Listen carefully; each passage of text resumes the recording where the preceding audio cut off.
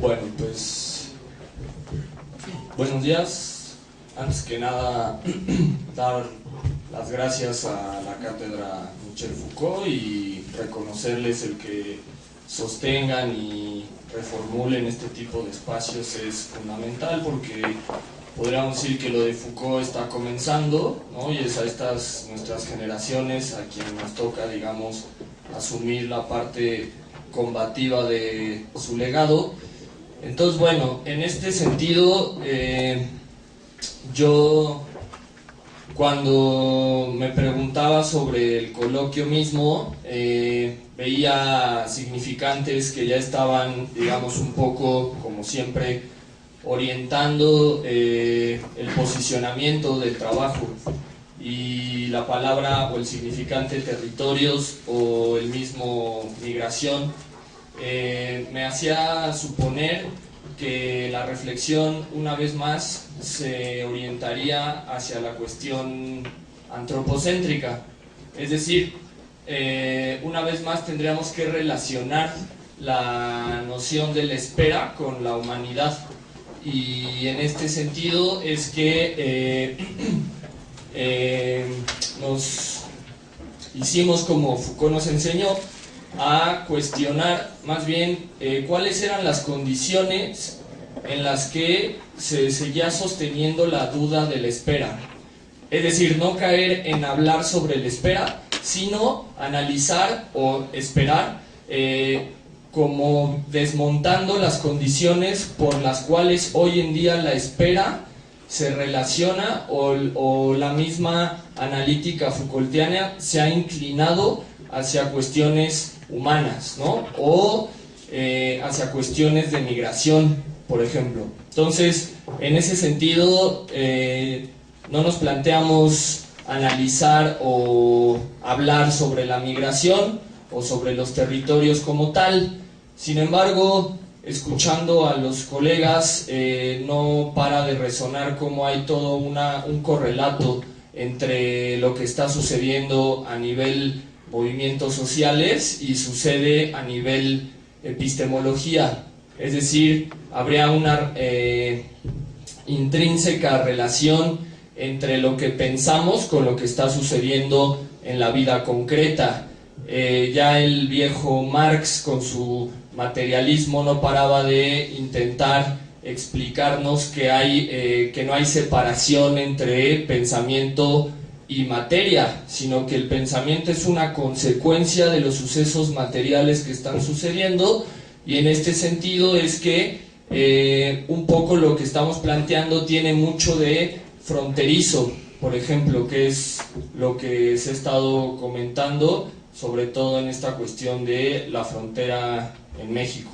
Entonces, nos dimos a la tarea de desplegar un análisis en un sentido de ver condiciones de posibilidad, no tanto, insisto, en caer sobre hablar de la espera como tal, sino qué condiciones están haciendo que la reflexión hoy en día hable sobre la migración, hable sobre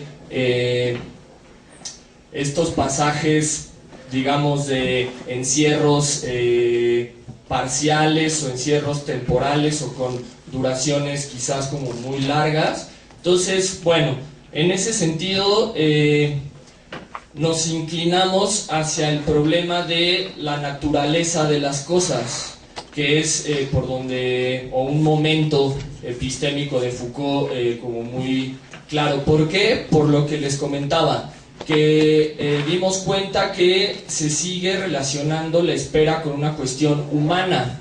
Entonces, ese problema de las cuestiones humanas lo trabajará Foucault a propósito de la naturaleza de las cosas, ¿no? Entonces, bueno, en este sentido es como vamos a comenzar. Por desgracia no traje alguna diapositiva que nos permitiera facilitar la comprensión, pero les pido que imaginen o virtualicen en su cognición un nudo Borromeo. El nudo tiene una figura más o menos como esta que les muestro en la hoja, ¿no? Son como 3 nudos concatenados, ¿no? Entonces, bueno, podemos ir al primer punto del nudo, y en este que puedo colorear para facilitar, ¿no? Como el punto que hace nudo sería la idea de la naturaleza de las cosas, ¿sí? Entendida como la génesis. Entonces, bueno, este nudo, ¿en qué va a consistir? Voy a hacer una transdisciplina, un pensamiento fronterizo en ese sentido, en tanto que voy a vincular tres epístemes de tres, digamos, teóricos de segunda mitad del siglo XX. Empezaré con Jean Piaget, ¿sí? Y su punto de contacto con Noam Chomsky. Luego ese punto de contacto de Chomsky lo voy a anudar con otro punto de contacto que será Foucault, y concluiré con el punto de contacto entre Foucault y Piaget. Entonces van a ser 4 tiempos. El punto 0 les voy a explicar sobre la génesis de las cosas, o cómo le estaríamos conceptualizando hoy. El punto 1 sería ver el vínculo de Piaget-Chomsky, el punto 2 el vínculo Chomsky-Foucault, y para terminar el punto 3 o el cuarto tiempo sería el vínculo Foucault-Piaget, ¿no? Entonces, bueno, es interesante porque sí se puede rastrear inclusive fácilmente estos debates que sostuvieron estos tres hombres en vida, pues, o sea, sí hay un diálogo sobre este problema en particular de la génesis o la naturaleza de las cosas. Entonces es un poco como lo que quiero traer al debate para intentar hacer como Foucault, poder pensar la espera más allá de los humanos, ¿sí? Que es un poco como el planteamiento que quisiera hacer. Sacar nociones antropocéntricas y poder ir comprendiéndonos a nivel de seres vivos, en tanto que en complejidad tendríamos bastantes patrones de similitud y también, sobre todo, bastantes diferencias. Entonces, bueno, el problema de la génesis, ¿sí? Es, digamos, una duda filosófica, al menos en Occidente es muy presente. Yo señalaría la cuestión de la génesis como la duda, ¿sí? Sobre de dónde provienen las cosas, cómo se inventaron, de dónde surgieron, cuándo nacieron, ¿sí? Entonces, bueno, casi toda teoría del conocimiento de cualquier filósofo serio contiene alguna aportación a este tema de la naturaleza o de dónde provienen las cosas. En un sentido más colectivo, más humano, valga el corte antropocéntrico, siempre ha existido una inquietud sobre de dónde venimos, ¿sí? Un de dónde provenimos en el sentido, digamos, a nivel planeta, a nivel especie, a nivel, digamos, nación, ¿no? A nivel grupo, a nivel familia, ¿sí? Pareciera que yo necesito que me expliquen de dónde nací, quiénes son mis papás, quiénes son mis abuelos, de dónde viene mi familia, cuál es la génesis de mí mismo, ¿sí? Y al mismo tiempo esa duda es a nivel especie de dónde provenimos, ¿sí? El discurso moderno, ¿no? Nos detuvo, nos ilusionó con la idea, por ejemplo, del mono, ¿no? Ya el liberal de Darwin anunciaba que veníamos del mono, ¿no? De una forma como muy sospechosa. En este sentido, parecía que Darwin tranquilizaba la idea de que proveníamos de alguna especie y entonces ya nos daba certezas y seguridades, ¿no?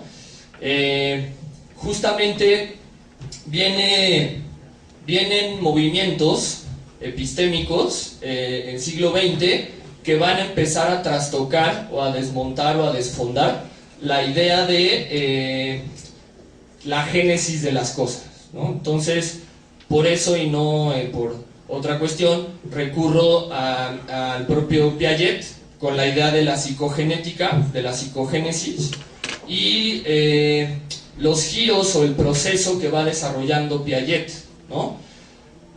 Piaget, como se lo denunciará Michel Foucault, ¿no?, que es un poco las conclusiones o la discusión que tienen,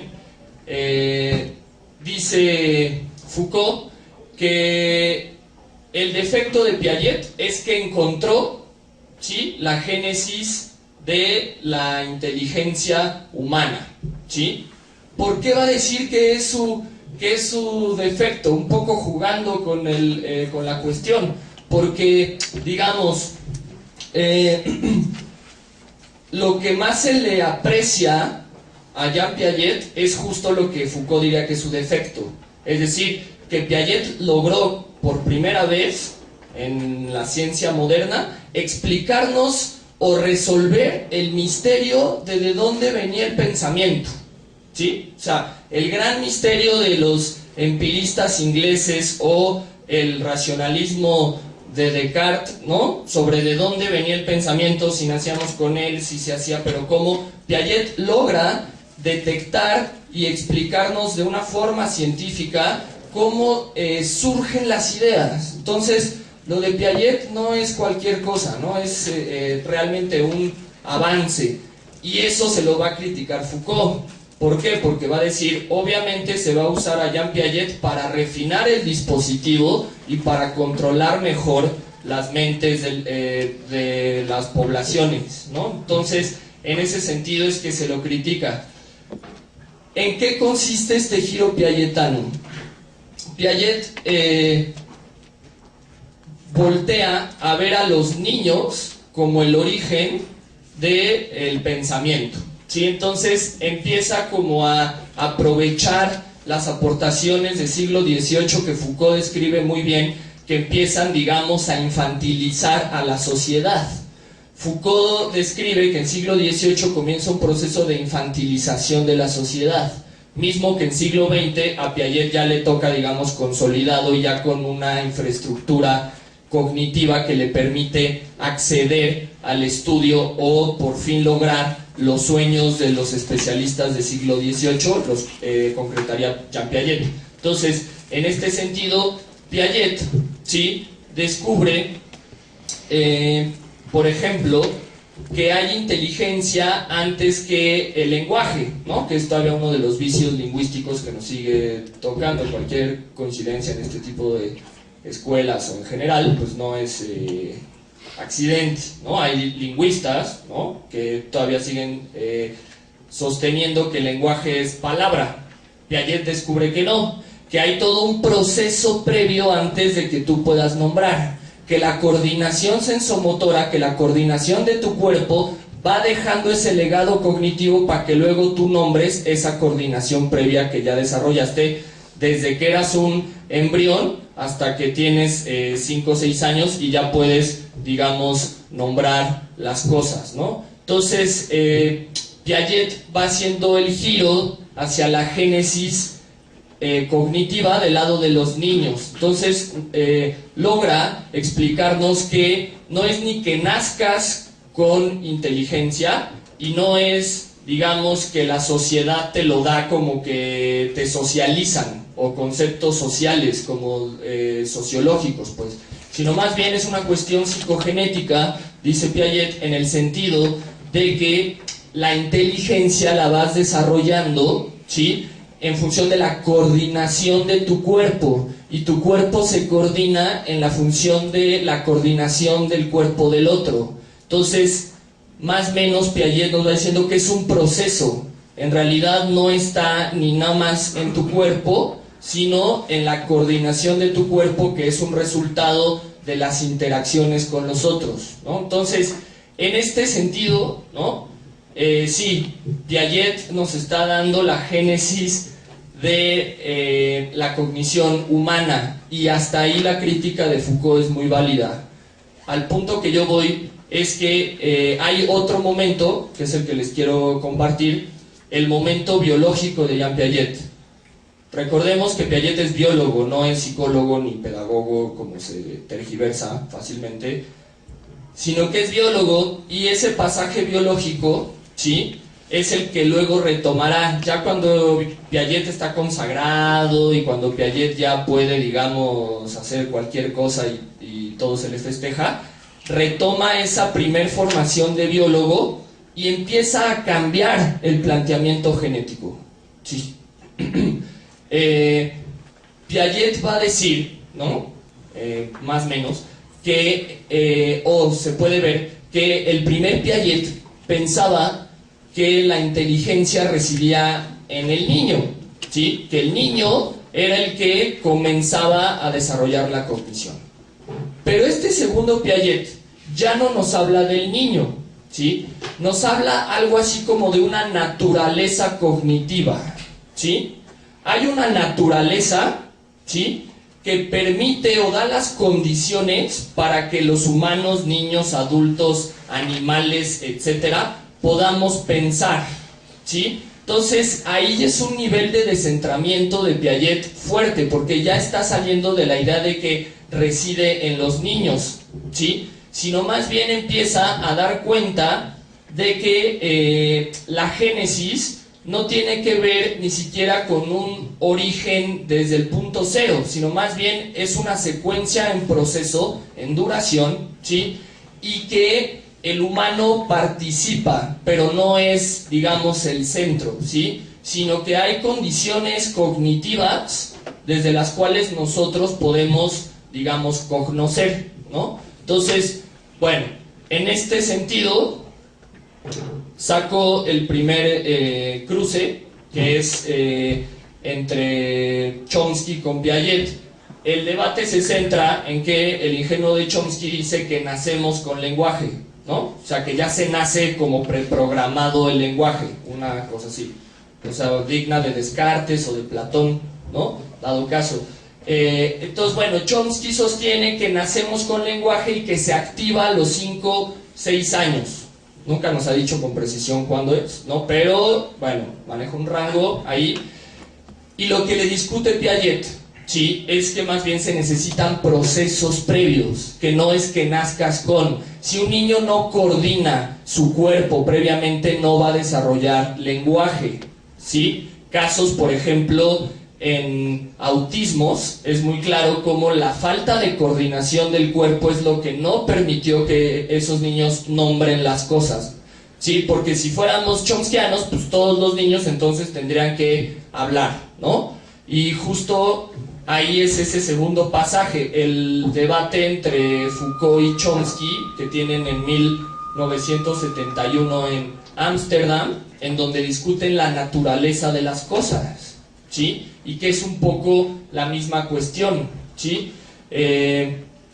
Porque Chomsky supone que nacemos con ciertas características humanas, ¿sí?, que digamos unas características ya simbólicas, ¿sí? En cambio, Piaget dirá que nacemos con un sistema nervioso singular que nos diferencia de otras especies, sí, pero no es suficiente para decir que ya nace el sistema nervioso simbolizado, ¿sí? Nace un cuerpo, ¿sí?, pero el contenido que va a simbolizar, ese contenido es histórico y va a ir cambiando, ¿sí? O sea, si un niño, por más que sus papás nacieran, ¿no?, pues chinos, y él nace en Perú, pues no va a hablar chino o no le va a llegar a los 5 años así, sino que en función de las coordinaciones, bueno. Entonces, en este sentido, quiero leerles rápidamente, por ejemplo, cito a Chomsky.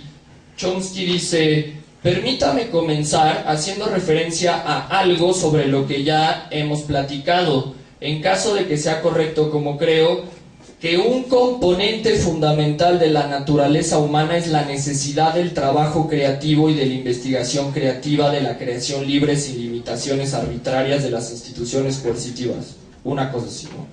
Y acá hay otro momento, ¿no?, donde Chomsky, bueno, ahí ya Foucault es cuando se sonríe, dice Chomsky: sin duda estoy de acuerdo, no solo en teoría, sino también en acción. creo que hay dos tareas intelectuales. Una, la que me referí, es intentar crear la visión de una sociedad futura donde impere la justicia.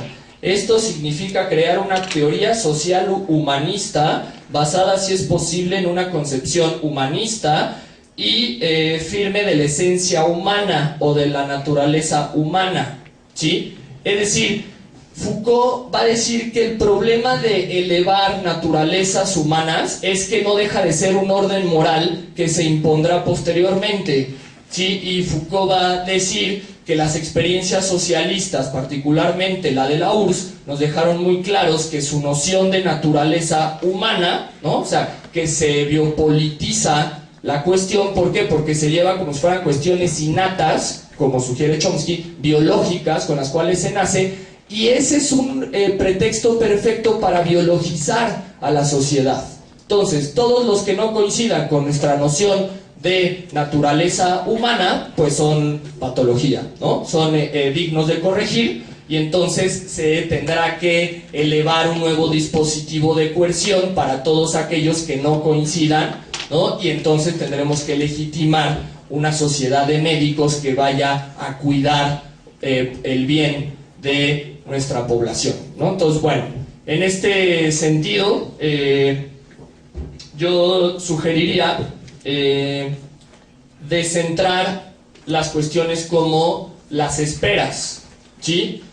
Ya no me da tiempo de que les lea unas citas de Jean Piaget que eran como bastante contundentes, pero les digo, el libro se llama Biología y Conocimiento del siglo XXI de Jean Piaget. Entonces, bueno, es un texto bastante revelador por pasajes, ¿no? Entonces, bueno, en este sentido, yo sugeriría este descentramiento, digamos, natural, ¿sí? Que nos permita poder, como lo sugerían los primeros sociólogos del siglo XIX, los Spencer, ¿no? Estos organicistas, poder aprender modelos nuevos a partir de sociedades animales, si es que se quiere usar esta cuestión. Entonces, bueno, pues ya no hay más tiempo, ¿no? Ahí podríamos platicar. Mi correo es doxa.indexical@gmail.com y bueno, muchas gracias.